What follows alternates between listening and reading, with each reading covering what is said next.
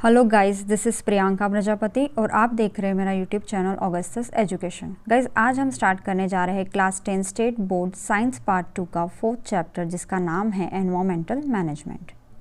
चलिए guys, start करते हैं चैप्टर। सबसे पहले हम देखेंगे एनवायरमेंट की डेफिनेशन।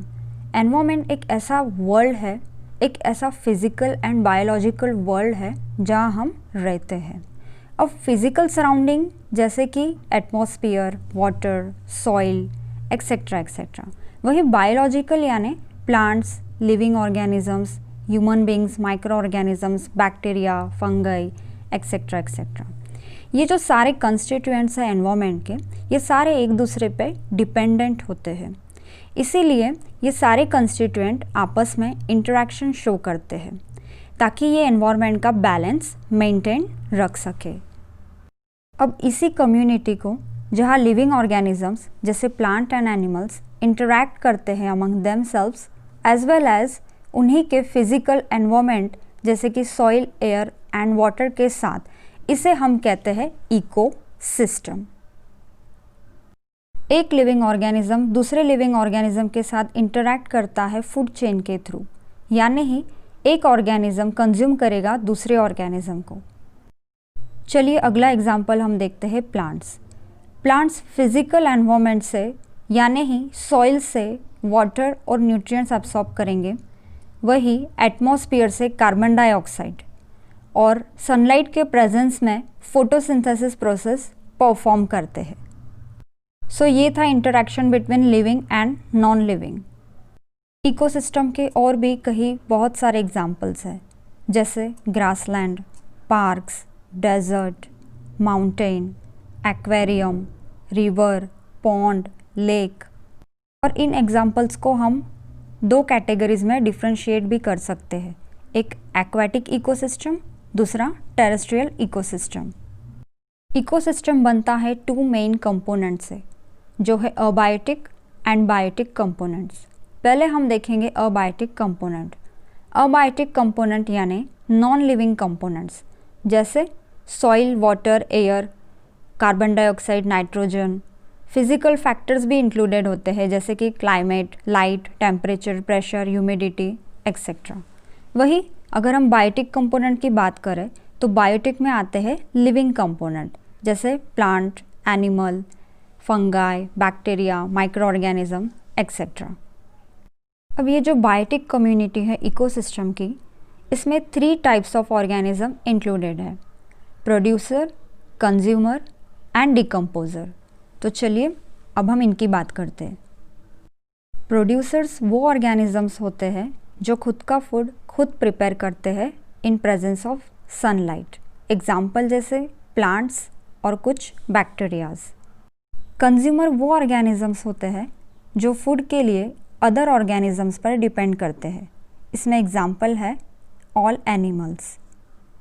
कंज्यूमर फर्दर 3 ग्रुप्स में डिवाइडेड है, herbivores, carnivores and Omniverse. Herbivores यानी ऐसे एनिमल्स जो सिर्फ और सिर्फ प्लांट्स ईट करते हैं। Example camel, deer, horse, sheep etcetera. वही कार्निवर्स ऐसे ऑर्गेनिजम्स होते हैं जो सिर्फ फ्लैश खाते हैं, जैसे lion, tiger, frog etcetera. Omnivores ऐसे ऑर्गेनिजम्स होते हैं जो फूड के लिए प्लांट्स एंड एनिमल्स दोनों पर डिपेंड करते हैं। एग्जाम्पल है man, dog, sparrow, bear etcetera. Third and last group है डिकम्पोजर्स। डिकम्पोजर्स ऐसे ऑर्गेनिजम्स हैं जो फूड के लिए डेड एंड डिकेइंग ऑर्गेनिजम्स पर डिपेंड करते हैं। एग्जाम्पल है फंगाई एंड बैक्टीरियाज। डिकम्पोजर्स का एनवायरनमेंट में बहुत ही IMP रोल है, क्योंकि ऑर्गेनिजम्स ने अपने लाइफ के दौरान इस न्यूट्रिएंट पूल ऑफ अर्थ से जितने भी सब्सटेंस एब्सॉर्ब किए हैं, उनकी मृत्यु के बाद ये डिकम्पोजर्स वही एलिमेंट्स, वही सब्सटेंस अर्थ में लौटाने का काम करते हैं। इसीलिए ये डिकम्पोजर्स बहुत ही इसेंशियल है। इस तरह इकोसिस्टम में एनर्जी मैटर का जो इनपुट एक्सचेंज होता है लिविंग और नॉन लिविंग कंपोनेंट के बीच, वह साइक्लिक मैनर में होता है। अगला टॉपिक हम देखेंगे फूड चेन।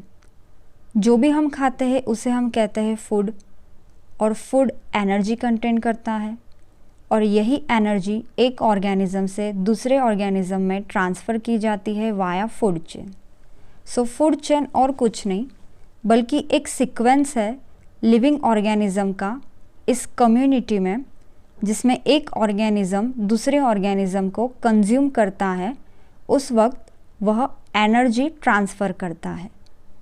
अगर सिंपल लैंग्वेज में देखें तो ये एक लिस्ट है ऑर्गेनिज्म की जो हमें शो करता है who its home is called as food chain. इसके काफ़ी सारे एग्जाम्पल हैं।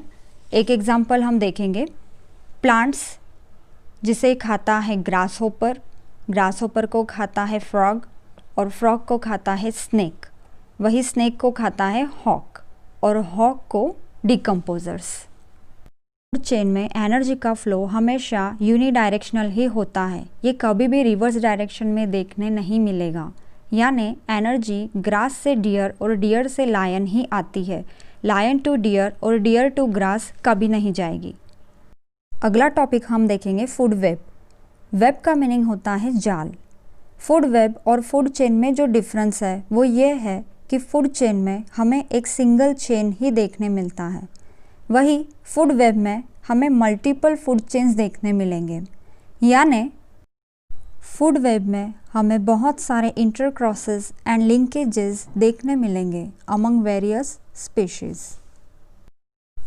मतलब कि जितने भी फूड चेन्स है इस इकोसिस्टम में वो सारे अकेले ऑपरेट नहीं होते हैं, बल्कि वो एक नेटवर्क फॉर्म करते हैं फूड चेन का, जिसे हम कहते हैं फूड वेब।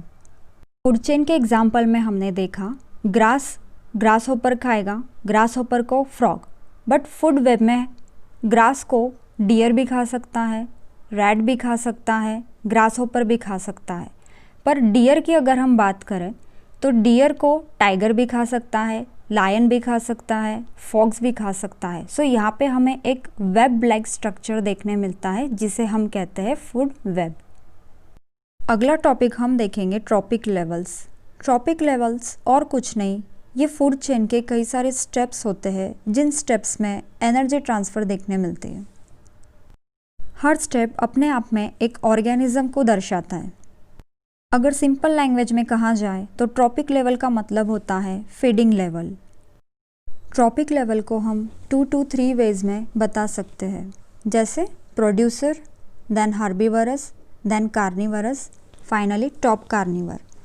या फिर आप ऐसे भी बता सकते हैं producer, primary consumer, secondary consumer and tertiary consumer. आप चाहे इसे टेबुलर फॉर्म में बताइए, चाहे पिरामिड ड्रॉ कर इसका डायग्रामेटिकल रिप्रेजेंटेशन आपको इसी वे में देना है। आप चाहे तो डायरेक्टली ऑर्गेनिजम्स के एग्जाम्पल भी दे सकते हैं, जैसे कि grass, insect, frog and bird. Diagram में एक स्टेप का मीनिंग एक ट्रॉपिक लेवल है। गाइज, इस लेसन के रिमेनिंग टॉपिक हम नेक्स्ट वीडियो में कवर करेंगे। अगर आपको वीडियो अच्छी लगी हो तो वीडियो को लाइक कीजिए, अपने फ्रेंड्स के साथ शेयर कीजिए। अगर आप मेरे चैनल पर नए हैं तो चैनल को सब्सक्राइब कीजिए एंड बेल आइकन प्रेस करना ना भूलें।